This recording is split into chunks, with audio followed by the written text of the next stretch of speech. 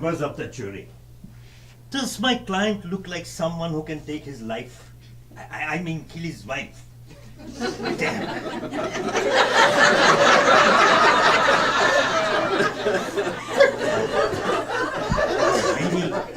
Get the fuck off of me!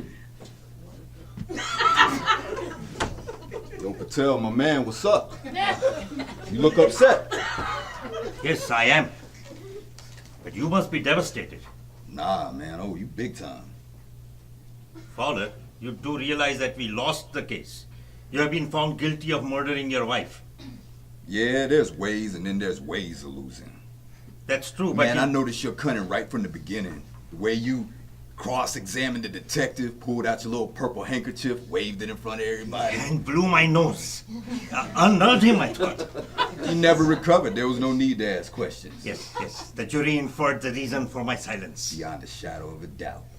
But you know, Fowler, when it came to the closing arguments, I had been preparing for that day all my life. There was pin-drop silence in that courtroom. 12 blank faces, eager to be enlightened, and then something overcame me. It wasn't shyness or fear, but a tremendous exhaustion. I could not utter a word. That shit was a masterstroke.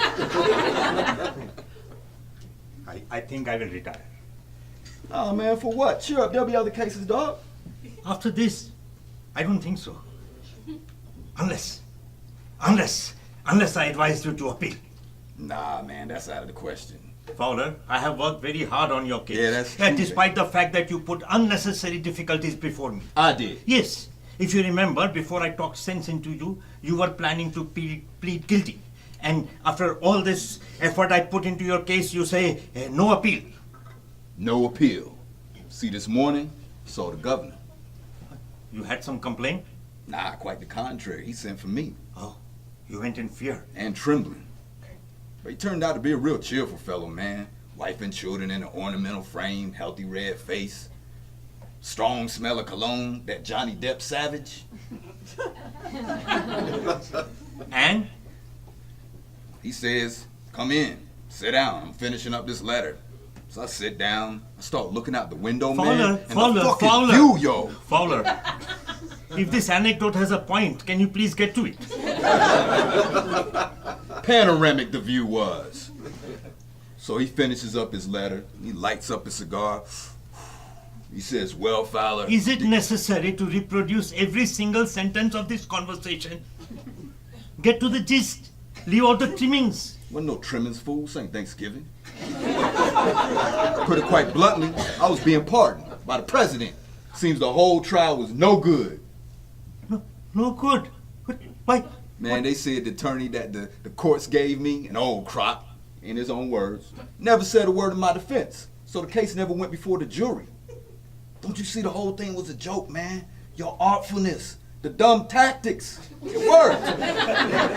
I'm a free man, homie. Shall we go, sir?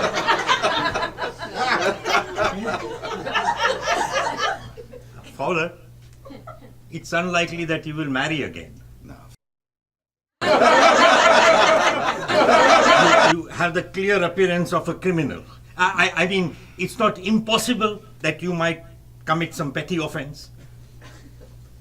Patel, man can't go through the day without committing some sort of petty offense almost daily. So you will need my services after all. Absolutely. Okay.